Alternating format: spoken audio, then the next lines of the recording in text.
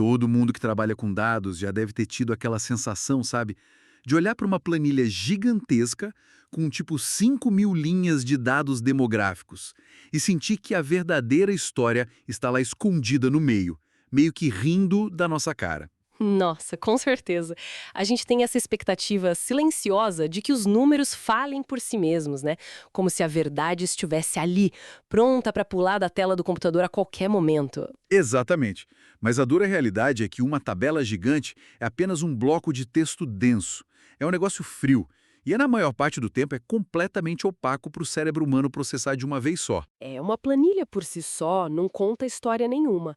Ela funciona quase como um cofre que tranca a história lá dentro.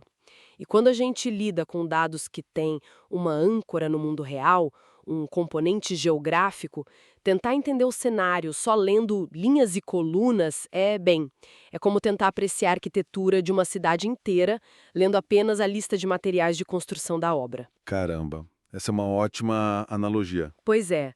A visualização da distribuição geográfica não é um capricho estético. Ela é vital para estudos descritivos e, na verdade, para qualquer análise comparativa séria. Porque quando não conseguimos enxergar onde as coisas acontecem, nós perdemos imediatamente uma dimensão inteira do porquê elas acontecem. Bom, vamos desempacotar isso. O foco da nossa análise nesse nosso mergulho profundo de hoje é exatamente a quebra dessa barreira. Nós passamos um pente fino na arquitetura de software e nos materiais operacionais do lançamento da versão 2.0 estável. É um aplicativo chamado Gerador de Mapas Coropléticos. Isso, do U-Data. Exato, Laboratório de Pesquisas Empíricas em Direito. E a missão primária do que eles construíram aqui é justamente pegar aquela planilha de indicadores caótica e transformá-la em um mapa visual em questão de minutos. O detalhe fundamental e que muda tudo é fazer isso sem exigir que quem opera a máquina saiba escrever uma única linha de código. O que cá entre nós representa uma mudança de paradigma metodológico muito mais profunda do que parece à primeira vista. Como assim? É que, historicamente, a cartografia digital exigiu o domínio de sistemas de informação geográfica muito pesados ou então um conhecimento super avançado em linguagens como Python ou o próprio R. Na prática, isso sempre ergueu um muro altíssimo, sabe? Afastando uma parcela gigantesca de mentes brilhantes da análise espacial. Sociólogos, juristas, profissionais de saúde pública. O pessoal de humanas sofre muito com isso, né? Sofre demais. E o que estamos vendo com essa ferramenta é uma tentativa muito clara de democratizar o acesso à cartografia. Porque quando a barreira técnica desaba, a velocidade com que os pesquisadores conseguem cruzar indicadores e publicar descobertas acelera exponencialmente. E o interessante é observar como a engenharia de software deles atacou esse muro. Porque a abordagem não foi, tipo, criar mais um tutorial no YouTube para ensinar programação. Eles simplesmente eliminaram a necessidade de programar por completo. Sim, eles tiraram o código da frente do usuário. Totalmente. A solução entregue é um executável autônomo. É um arquivo .exe nativo para Windows 10 e 11 que funciona ali, direto da área de trabalho. E olha, não é preciso instalar o ambiente do Python na máquina. Não tem aquela necessidade de configurar aquelas variáveis de ambiente que sempre quebram o sistema operacional. Nossa, o famoso path do Windows. Quem nunca estragou o computador mexendo naquilo, né? Exato. E o pesquisador passa longe de brigar com gerenciadores de pacotes obscuros, tipo pip, naquelas telas pretas de terminal. O temido comando de terminal. Ele costuma ser um beco sem saída absoluto para quem é das ciências humanas. E só quer, sei lá, entender a distribuição espacial da sua própria pesquisa.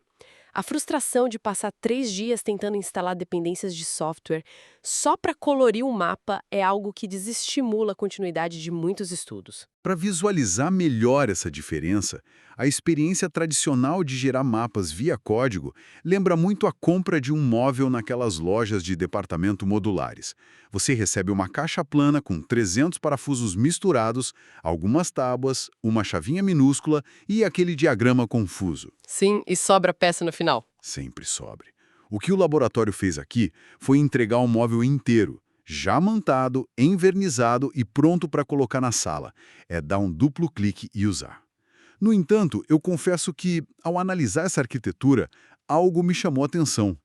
Uma certa pulga atrás da orelha. O que foi? Em uma era onde a gente usa o navegador de internet para absolutamente tudo, onde softwares pesadíssimos de edição de vídeo rodam inteiramente na nuvem, Focar o desenvolvimento em um aplicativo desktop 100% offline soa quase como uma teimosia nostálgica, sabe? Parece um passo na contramão de toda a indústria de tecnologia. Entendo esse ponto.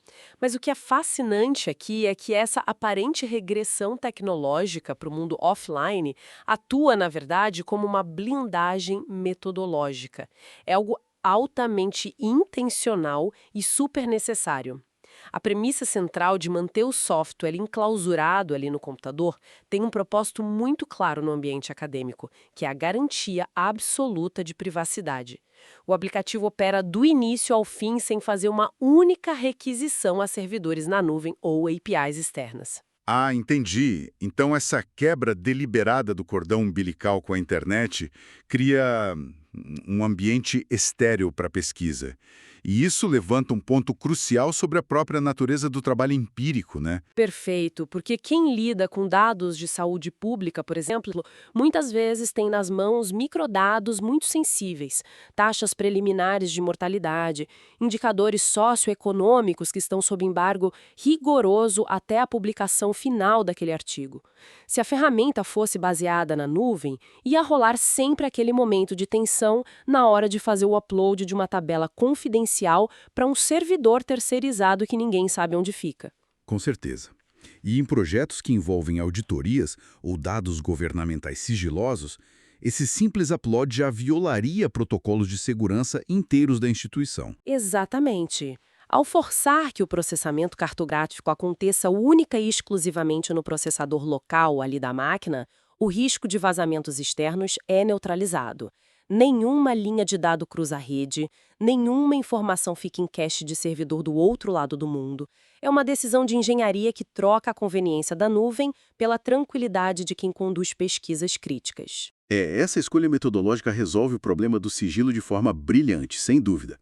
Mas, veja bem, quando a gente isola o pesquisador com seus próprios dados na própria máquina, nós precisamos lembrar que a matéria-prima humana é, por natureza, um caos. Nossa, e como é? As planilhas que o pessoal cria no dia a dia não são exatamente exemplos de organização militar. E é aqui que a coisa fica realmente interessante na mecânica desse software. Porque para alimentar esse sistema, o fluxo exige a união de dois mundos bem diferentes. Sim, de um lado a planilha e do outro o mapa. Isso. De um lado a planilha com os dados e do outro a malha geográfica oficial do IBGE, o famoso arquivo Shapefile. E juntar esses dois mundos costuma ser uma colisão bem violenta. Principalmente porque estamos falando de unir a rigidez matemática de coordenadas de satélite com a digitação livre, super imprevisível, de um ser humano preenchendo uma tabela às pressas. O arquivo de malha, aquele com a extensão .shp, ele contém a geometria bruta, o desenho poligonal de cada município. O contorno do mapa, basicamente. Isso, mas a cartografia digital exige que esse arquivo não atue sozinho. Ele é tipo um organismo que depende de outras partes. Tem o arquivo .dbf, que guarda a tabela de atributos e os nomes das localidades, e o .prj, que diz ao computador como aquele globo tridimensional foi achatado na tela plana, usando projeções tipo o Sirgas 2000. É um ecossistema inteiro de arquivos que precisam estar na mesma pasta para o esqueleto do mapa tomar forma. E é justamente ao tentar vestir esse esqueleto com os dados da pesquisa que a grande dor de cabeça sempre aparece. Porque, historicamente, a única forma segura do computador entender que a linha 14 da planilha era a cidade de Campinas era usando os códigos IBGE. Aqueles códigos de 7 dígitos. Isso, uma numeração super estrita, única para cada município do Brasil. O problema é que ninguém conduz pesquisas anotando códigos de 7 dígitos. O pessoal anota o nome da cidade. E o motor desse aplicativo joga a regra do código fora. Ele propõe cruzar tudo apenas pelo texto livre digitado na planilha. O que, do ponto de vista da ciência da computação pura, é um convite para o desastre. Computadores são literais de uma forma quase doentia. Não tem muito jogo de cintura. Nenhum. Para o processador de uma máquina normal, a cidade de São Paulo, escrita com S maiúsculo, P maiúscula e acento tio, é uma entidade completamente diferente de São Paulo, digitado tudo minúsculo e sem acento.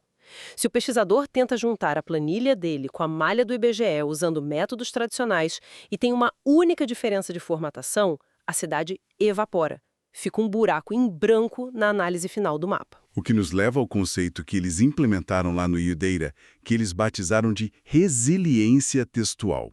Pelo que a gente analisou desse motor, ele roda nos bastidores na exata fração de segundo em que o botão de gerar mapa é clicado. E ele atua como uma espécie de tradutor universal super tolerante. Como uma rede de segurança. Sim, o sistema utiliza uma padronização chamada Unicode NFKD, que basicamente desmembra os caracteres da palavra. Ele pega aquele São José dos Campos todo caótico da planilha, arranca todos os acentos fonéticos, converte todas as letras para caixa alta unificada e só então ele faz a comparação com a base do IBGE, que, aliás, também passou por esse mesmíssimo tratamento de choque. Ou seja, ele equaliza o caos. E essa resiliência foi desenhada para perdoar variações que passariam despercebidos pelo olho humano. Um detalhe técnico vital dessa normalização é a capacidade de preservar os hífens em nomes compostos. Isso garante que cidades como Mogi Mirim não sejam descaracterizadas durante a limpeza bruta das letras. E existe uma segunda camada aí que lida com um dos problemas mais traiçoeiros de quem digita dados. Os benditos espaços marginais invisíveis. Nossa, esses são terríveis. Existe um inimigo silencioso na análise de dados, que é o espaço em branco no final de uma palavra. A pessoa termina de digitar Belém e, por puro vício muscular ali no teclado, aperta a barra de espaço antes de ir para a próxima linha. Para a gente não muda nada visualmente na tela, mas esse caractere vazio e invisível destrói o cruzamento de dados na maioria dos softwares padrão, porque a palavra passa a ter uma letra fantasma a mais. É o famoso erro invisível.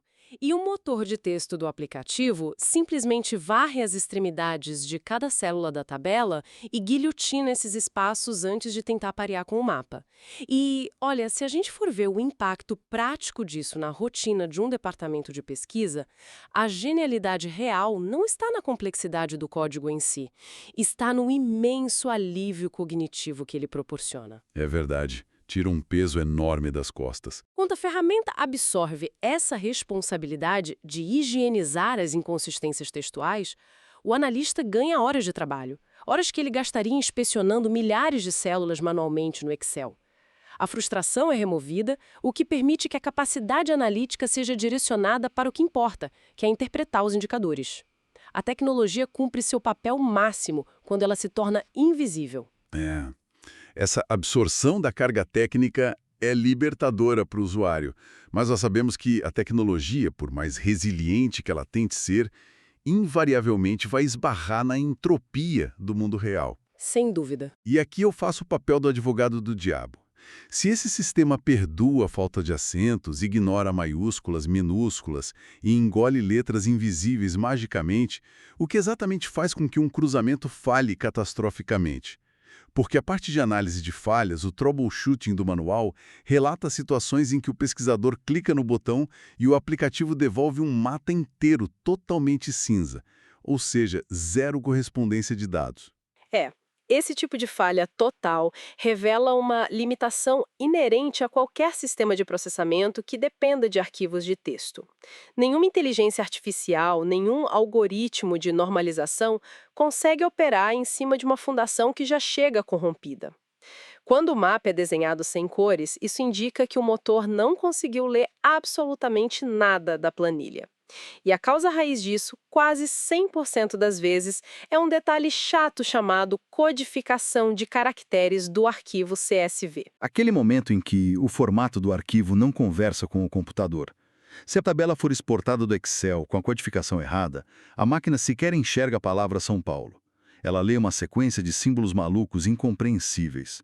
Então o mapa não fica cinza porque o aplicativo falhou, mas porque o dado bruto já chegou completamente cego para o motor operar. Isso levanta uma questão importante sobre os padrões que a gente usa. É uma falha prévia de comunicação.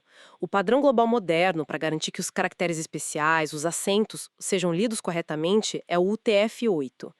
Quando um CSV é salvo em formatos incompatíveis, os caracteres com acento, tipo C cedilha ou til, eles são substituídos por blocos pretos ou sinais de interrogação e hieróglifos aleatórios. E o motor tenta limpar, mas a estrutura já está destruída. Exato! É irrecuperável. Por isso a máquina exige, no mínimo, que a integridade estrutural do arquivo exista, o que se resolve muito fácil salvando tudo em UTF-8 ou no padrão Windows 11.5.2, que o pessoal de banco de dados chama de Latin 1. E aí a gente esbarra de novo no fator humano da inserção dos dados. Porque além do arquivo precisar ser legível, a lógica matemática do mapa exige coerência. Por exemplo, se a coluna da planilha que deveria ter a taxa de escolaridade, que é um número puro, está cheia de textos explicativos tipo sem dados reportados ou o clássico NA, o gerador simplesmente quebra a lógica da cor. Sim, porque um software de cartografia não tem como calcular a intensidade da cor azul para a palavra na. Não faz sentido matemático. As células que não têm valores precisam ser deixadas totalmente em branco para que o algoritmo simplesmente as pule. Isso mostra que democratizar a ferramenta não isenta o pesquisador da responsabilidade de manter o rigor na própria base de dados, sabe? A facilidade de apertar um botão não pode virar desleixo analítico. Com certeza. E tem um outro obstáculo que não vem do código e nem da digitação, mas da própria geografia bizarra do mundo real, a armadilha dos homônimos. A inteligência do sistema consegue achar a correspondência perfeita do texto, certo? Mas e quando esse texto perfeito existe em mais de um lugar ao mesmo tempo? Um exemplo clássico disso na topografia do Brasil é o município de Bom Jesus. Ah, esse é um pesadelo cartográfico. Total. Se a gente olhar a tabela, o nome Bom Jesus batiza cidades em mais de 5 estados diferentes. Rio Grande do Sul, Piauí, Santa Catarina. E esse fenômeno expõe exatamente o limite da abordagem puramente textual quando a escala é muito grande. O pareamento de nomes brilha quando o analista trabalha com malhas estaduais ou regionais, onde não tem cidade repetida. Mas se a ideia é mapear o país inteiro a nível municipal, usando só os nomes das cidades, o computador inevitavelmente vai se confundir. Ele vai aplicar o indicador de uma Bom Jesus do Sul na Bom Jesus lá do Nordeste. É um perigo. E a solução para evitar essa contaminação cruzada exige uma intervenção de quem desenha a pesquisa. Para não gerar falsos positivos no mapa nacional, a estratégia tem que ser fracionar em múltiplos mapas estaduais independentes, ou então regredir para o uso dos códigos oficiais do IBGE. Não tem jeito. A máquina tira o peso, mas a geografia humana exige vigilância constante dos resultados. O olhar crítico nunca deixa de ser do pesquisador. E, falando em peso, tem outro ponto técnico que ilustra bem o esforço de esconder a complexidade do usuário. Durante a análise da engenharia do app, nós notamos referências à compilação e a um erro crítico bem específico de bibliotecas geométricas não sendo encontradas. O famoso erro da tela preta indicando a falta do componente PyODIL. É revelador pensar no porquê disso acontecer.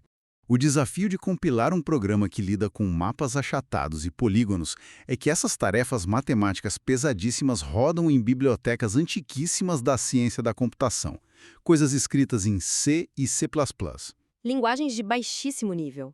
Isso, elas têm altíssima performance, mas são quase impossíveis de empacotar de forma invisível. O esforço da equipe de desenvolvimento foi enorme. Eles precisaram usar diretrizes rigorosas, tipo aqueles comandos collect all para o PyODIL e o GeoPandas, só para conseguir colocar todo esse ecossistema bruto dentro de uma interface amigável. Ou seja, todo o suor computacional acontece nos bastidores. Para que a pessoa abra o app, clique no botão e ignore completamente que tem dezenas de bibliotecas matemáticas fritando o processador para renderizar o shapefile. Mas olha, vamos avançar um pouco na esteira de produção da pesquisa. Vamos lá. Supondo que a base de dados estava perfeita, as variáveis codificadas em UTF-8, os homônimos foram controlados e a malha rodou liso, o mapa final aparece brilhando na tela. É nesse exato momento que a nossa discussão sai da engenharia de dados bruta e entra na ciência da comunicação visual. O impacto estético. Então, o que tudo isso significa na prática? Porque como entregamos a descoberta para o mundo, muda tudo. Quando eu vi a paleta de cores padrão do aplicativo, aquela progressão fixa que nasce num amarelo muito claro, passa pelo verde e morre no azul escuro, eu achei uma escolha quase conservadora demais. A primeira reação da maioria das pessoas é pensar por que não liberar um mapa de calor vermelho vibrante, super agressivo para engajar no Instagram. Todo mundo quer o mapa neon. Sim. Mas aí, pensando na realidade da comunicação científica, eu percebi o óbvio. Estamos falando de acessibilidade e daltonismo, certo? Precisamente. Essa paleta técnica, conhecida como YLGNBU, que é a sigla em inglês para amarelo, verde e azul, não está longe de ser um capricho decorativo. Na prática acadêmica, isso é um verdadeiro catalisador de produtividade. Ela obedece a recomendações muito severas da cartografia internacional, porque a transição entre essas 3 faixas de cor cria um contraste quase universal para o olho humano. Ela garante que até pessoas com variações severas de daltonismo consigam identificar instantaneamente as áreas de baixa densidade, no amarelo, contra as áreas críticas, no azul escuro.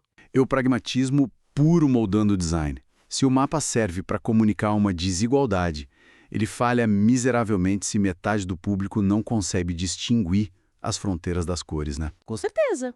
E tem um segundo fator operacional super corriqueiro que também dita essa escolha.